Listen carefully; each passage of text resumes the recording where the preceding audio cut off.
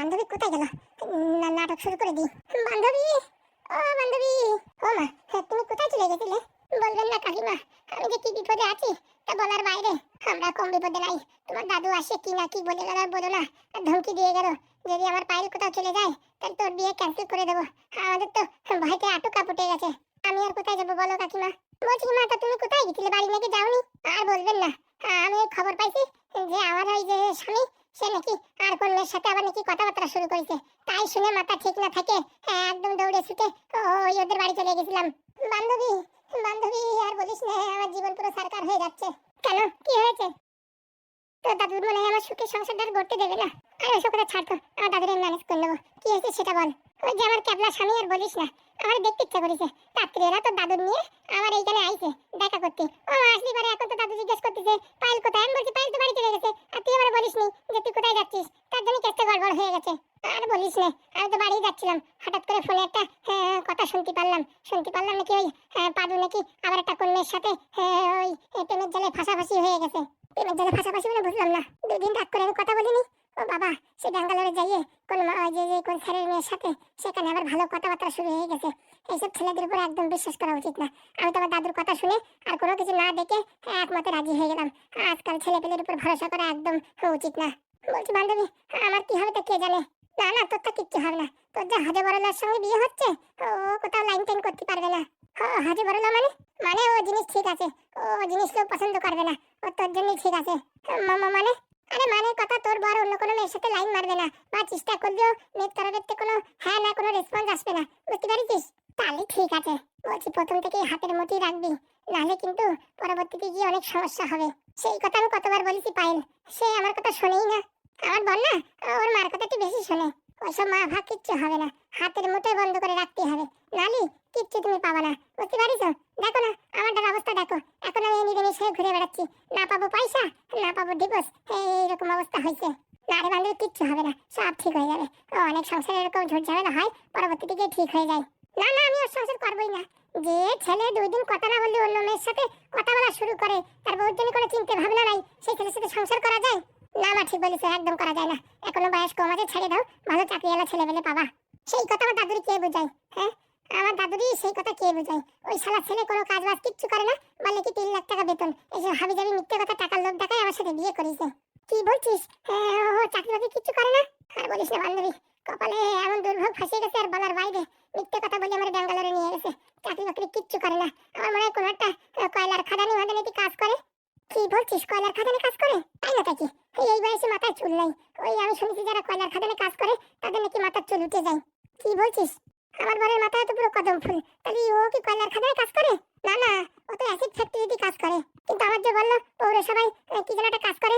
আরে পৌরসভায় গু ফেলায়। ছি ছি ছি, গু ফেলানোর কাজ করে? আরে ওইসব গু ফেলানোর কথা ছাড়, সরকারি চাকরি করে তো, তা আবার টেনশন কি? বলছি বান্ধবী, গু ফেলানোর কথাটা কারোরই বলিস না। গ্রামে তো এমনি আমাদের কেউ ভালো চায় না, আর যদি শোনে গু ফেলানোর চাকরি করে, আমার তো সবাই টিটকারি কাটবে। না না, মাথা খারাপ, কারোর কাছে কিচ্ছু বলবো না। হ্যাঁ মা, বলো না, অনেকদিন পর এই মধুর জন্য তো সম্বন্ধ আছে, ঠিকঠাক হয়ে গেছে, এখন যদি বিয়ে ভেঙে যায় তো লগ্ন ভ্রষ্ট হয়ে যাবে, আর এরকম চাকরিওয়ালা ছেলে পেলেও পাওয়া যাবে না। কিচ্ছু হয় না, আমি আমার দাদুকে বুঝিয়ে বলবো, কোনো চিন্তা নেই। বলছি বান্ধবী, আজকে দিনটা আমাদের বাড়ি থেকে যা না। না না, আজকে বাড়ি যেতে হবে, দাদুর সাথে বোঝাপড়া করে ওদের বাড়ি গিয়ে ডাইভোর্স করাইয়ে আমার টাকা পয়সা নিয়ে চলে আসতে হবে। ও ছেলের সংসার আমি করবো না। তা বলছি তো দাদু কখন আসবে? এই তো তোদের বাড়ি ঢোকার আগেই ফোন করেছি, এই চলে আসলো বলে। পায়েল, বলো দাদু। কাজটা কি তুই ঠিক করেছিস মা? বল দেখি, এইরকম বুড়ো বয়সে আমার টেনশন দিচ্ছিস, তোর টেনশনে তো আমি পটল তুলে যাবো। আরে দাদু, তুমি বুঝবা না, কত বড় ঘটনা ঘটেছে। কি ঘটনা ঘটেছে শুনি? শুনলি পারে তোমার মাথা ঠিক থাকবে না। আরে কি হয়েছে, ব্যাপারটা খুলে বলবি তো? তুমি যারা নাচ জামাই বলে এত সম্মান করো, সে কি কাজ করেছে জানো? কি করেছে? সেই ব্যাঙ্গালোরে যাইয়ে কোন ছেলের মেয়ের সাথে আবার প্রেম লীলা শুরু করেছে। কি বলছিস তুই? হ্যাঁ, ঠিকই বলছি। এ হতেই পারে না। আমি নিজেই কানে শুনেছি। মেয়ের নাম হচ্ছে বিনা। কি বলছিস মা? এ তো হতে পারে না, ও ছেলে তো এত খারাপ হতে পারে না। এত বছরের অভিজ্ঞতায় আমি ছেলে দেখে এরকম ভুল কাজ করতে পারি না। তুমি বিশ্বাস করো না করো, তুমি আমার সাথে চলো, ওদের বাড়ি প্রমাণ করাই দিচ্ছি। তাই আমি রাগের মাথায় চলে গেছি ওদের বাড়ি গিয়ে উল্টো পাল্টা বলেছি, ফুটরে হাগুড়ি সবাইকে ভালো মতন শাসন দিছি। বলছি মা, তুই আমার না বলে তুই ওদের বাড়ি যাই কাজটা কি ভালো করেছিস? শোনো দাদু, ওইসব কথা শোনার পরে যে কোনো মানুষের মাথা গরম হয়ে যাবে। না না, আমার মনে হয় তোর কোথাও ভুল হচ্ছে। ঠিক আছে, আমার যদি ভুল হয় তুমি যা বলবে আমি তাই করবো। কিন্তু বিনা নামে যদি কোনো মেয়ে থাকে আর ব্যাঙ্গালোরের পাদু যদি তার সাথে তার বাড়ি থাকে, তাহলে তুমি কি করবা বলো? তাহলে তুই বল, তোর কি দরকার? আমি এই পাদুর সাথে থাকতে চাই না। ডাইভোর্স চাই।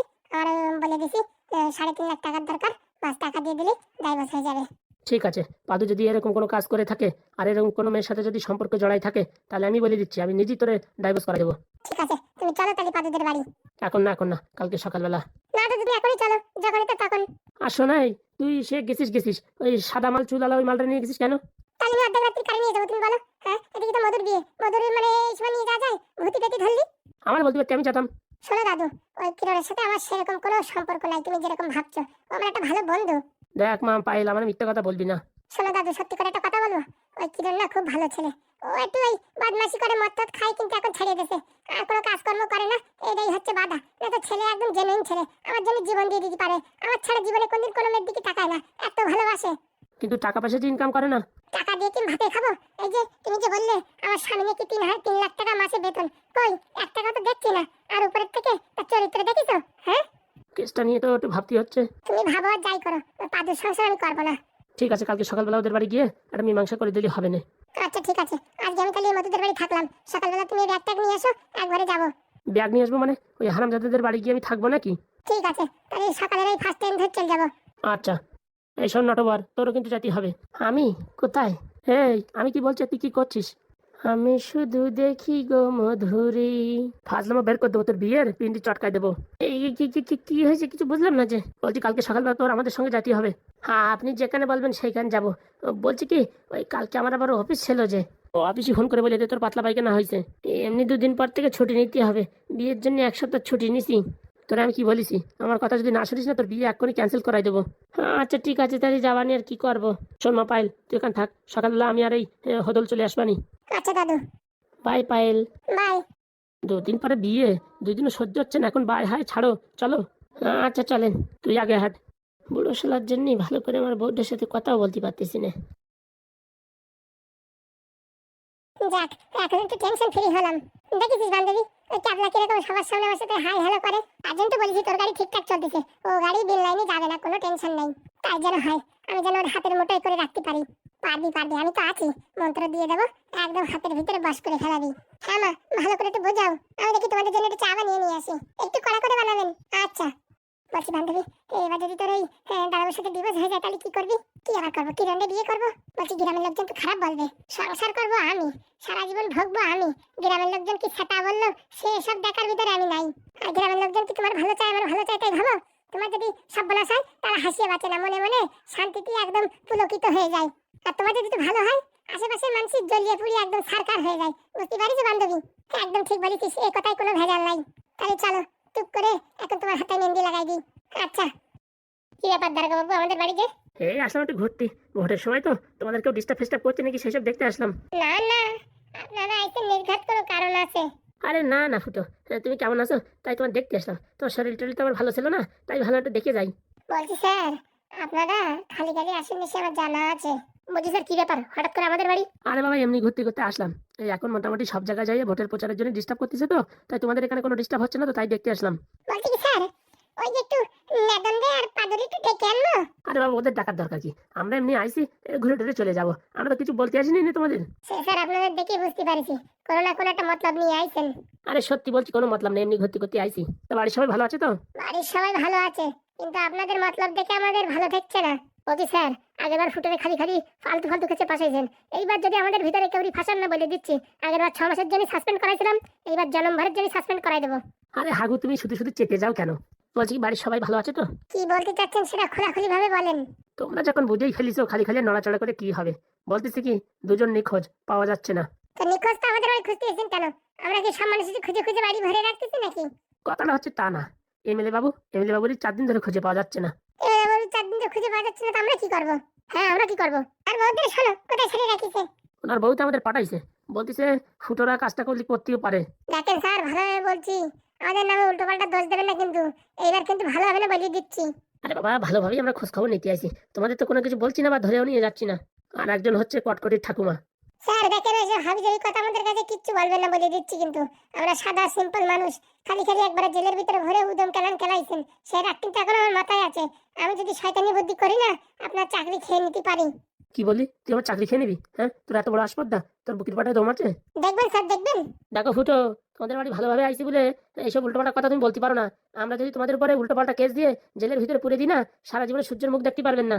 কে কিসের মুখ দেখতে পারে কি না পারে সেটা সময় আসলে জানতে পারবেন। আমাদের বাড়ি থেকে ভালোভাবে বলছি চলে যান। চলে যাচ্ছি, আর যাওয়ার আগে একটা কথা বলে যাচ্ছি। যদি এমএলএ তোমাদের বাড়িতে খুঁজে পাওয়া যায়, বা কোনো কারণে যদি জানা যায় যে এমএলএর সাথে তোমরা যুক্ত আছো ওর হারিয়ে যাওয়ার সঙ্গে, বা এই কটকটির ঠাকুমার সাথে তোমরা জড়িত আছো, তাহলে বলে দিচ্ছি কারোরই রক্ষা করবো না, বাড়ি ভরে সব থানার ভিতর পড়বো। আর আমিও বলে দিচ্ছি, বিনা কারণে যদি আমাদের কারোর গায়ে হাত দেওয়া হয় বা কাউরি যদি পুলিশ স্টেশনে নেওয়া হয়, আমিও বলে দিচ্ছি এই যে পুলিশ স্টেশনে সব কয়জনকে সাসপেন্ড করায় তারপর ছাড়বো। আমার নামও ফুটে বলে দিচ্ছি। এমন কথা বলছো, তোমার মনে বড় বড় বিধায়কের সাথে হাত আছে? হাত আছে কি কি আছে সে সময় আসলে জানতে পারবেন। বলছি স্যার, এদের খেপিয়ে লাভ নেই, এরা পাগলা খাপা, খেপে গেলে কোথা থেকে কি করবে বলা যায়। বলে দিলাম, কথাটা মাথায় রেখো। আর যদি তোমরা ওর সাথে যুক্ত থাকো তাহলে এক্ষুনি স্যালেন্ডার করে দাও। আপনি আমাদের বাড়ি থেকে বেরোবেন কিনা?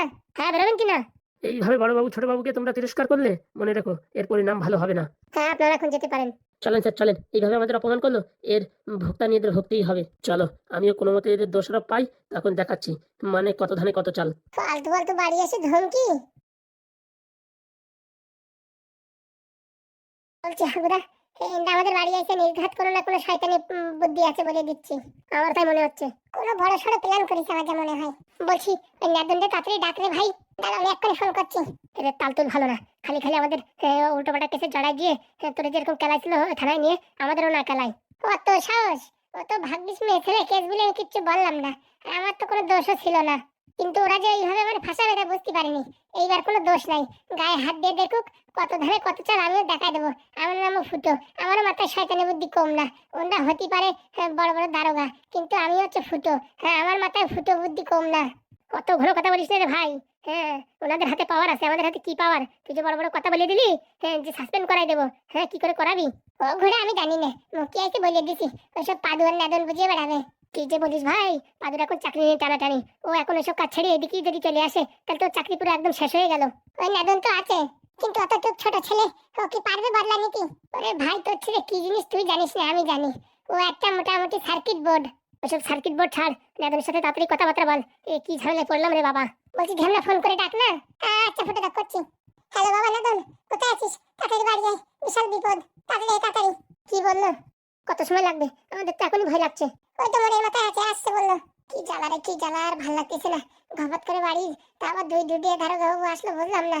শালা এমএলএ খুঁজে পাচ্ছে না, তো মরণের এমএলএ আমাদের বাড়ি এসে কি করবে? বলছি ফুটো, আমার যা মনে হয় আমাদেরকে ওরা জেলের ভিতরে ভর্তি চাই। কেন? আমরা যদি বাইরে থাকি তাহলে ভোটের সময় অনেক ঘাপলাতি কেসে আমরা ধরে ফেলতে পারবো। তার জন্য আমাদেরকে আটক করে দিলি পারে, মোটামুটি ওরা আরামসে জিতে যাবে। তার কথাটা যুক্তির কথা বলিস। ও তো হয় না। এবার আর পচা গুতি পা দিচ্ছি না আমি। যা পারিস বাবু কর, আমি ভাই জেলের ভিতর যেতে চাই না। আমি কি যেতে চাই নাকি? ওই নাদন আসছে, ওরা যে প্ল্যান করেছে তার উপর দিয়ে আমাদের টপ আপ প্ল্যান করতে হবে, নাই তো ফাউ কেসে ফেসে যাবো। একদম ঠিক বলেছিস, এ ব্যাপারে পাদুর সাথে একটু আলোচনা করা দরকার। তা খারাপ বলো নি। বলছি স্যার, আমি ডাকলেন? বলছি কি, ওই আমি একটা অ্যাড্রেস দিচ্ছি, ওই অ্যাড্রেসে গিয়ে একটু খবর দাও যে এমএলএ বাবু দেখা করতে বলিছে। মানে স্যার বুঝলাম না। আমি একটা অ্যাড্রেস তোমার বলে দিচ্ছি, সেই অ্যাড্রেসে লোক পাঠাও, সেখানে গিয়ে বলে এমএলএ বাবু কথা বলতে চাচ্ছে। বলছি কি স্যার, বাইরে সব পুলিশ ঘোরাঘুরি করছে। আরে তোমার যাওয়ার দরকার নেই, তোমার এই কোনো হেল্পার হুলপার কারোরই পাঠাই দাও। কিন্তু স্যার, আমার এখানে তো কেউ জানে না, এক দুজন ছাড়া কেউ জানে না যে আপনি এখানে ভর্তি আছেন। কোনো মতে যদি এই খবরটা বাইরে ছড়িয়ে যায় না, আমার হসপিটালের কাজ পুরো 12টা বেজে যাবে। এই শোনো, আমি এমএলএ, আমি থাকতে তোমার হসপিটালের কি হবে? কিন্তু স্যার, এখন তো আপনার পাওয়ার নেই, আর ভোটে তো আপনি দাঁড়াতেও পারবেন না, তাহলে জিতবেন কি করে? আর আমি কিভাবে ভরসা করবো? এদিকে যদি আমার হসপিটাল বন্ধ হয়ে যায় তাতে আমার সব কিছু হাতে হেরিকেন হয়ে গেল। আপনার ছেলের কথা শুনে রিস্ক নিয়ে আপনাকে ভর্তি করেছি, এটাই আমার কাছে অনেক। আরে কিচ্ছু হবে না। বলছি স্যার, ও এইরকম ভাবে আমি রিস্ক নিতে পারবো না। তাহলে কি করে হবে বলো? এইভাবে যদি আমি এখানে পড়ে থাকি, এক না একদিন ওরা ধরেই ফেলবে যে আমি তোমার হসপিটালে আছি, তখন তো তোমার অবস্থা টাইট হয়ে যাবে। কিন্তু আমি যে অ্যাড্রেসে তোমার জাতি বলছি সেখানে যে যদি তুমি একটু খবরটা দাও, আমি এখান থেকে সরে যাই, তোমারও টেনশন কমে যায়। সরে যাই মানে? আমি আর এখানে থাকতে চাই না, আমার শরীর এখন সুস্থ আছে, আমি এখন অন্য জায়গায় যেয়ে কিছুদিন থাকতে চাই। মানে স্যার? বলছি ফুটোদেরকে তুমি চেনো? ওই হাগু ফুটো ওরা? একদম ঠিক ধরিস, ওদের বাড়ি খবরটা পৌঁছাতে হবে। বলছি স্যার, তাহলে ওই আমি কারোর উপর রিস্ক নিতে পারবো না, রাত্রি চাদর মুড়ি দিয়ে আমারই জাতি হবে। আচ্ছা ঠিক আছে, তাহলে আজকে রাত্রি তুমি কাজটা করে ফেলো। ঠিক আছে স্যার। হ্যাঁ, অনেক ভয় করছে, রাস্তাঘাটে যদি আমার কেউ দেখে নেয় না, আমার পুরো একদম সব কিছু শেষ হয়ে যাবে। আরে কিচ্ছু হবে না, আমার এখন পাওয়ার নেই তা কি, আমার ফোন তো আছে, ফোন দিয়ে একটা ফোন ঘোরাই দেবো, সব কিছু ঠিকঠাক হয়ে যাবে। তবু স্যার আমার ভয় লাগছে। আরে ভয়টা তোমার এখানে আমি থাকলি, এই যে আজকে তোমার বাইরে দিয়ে খুঁজে চলে গেল, কালকে যদি তোমার এই স্পেশাল রুমে এসে খুঁজে দেখে, তখন যদি দেখে আমি এখানে ভর্তি, তখন তোমার অবস্থা কিরকম হবে বলো তো? হ্যাঁ হ্যাঁ স্যার, সেটা তো বুঝতে পারছি।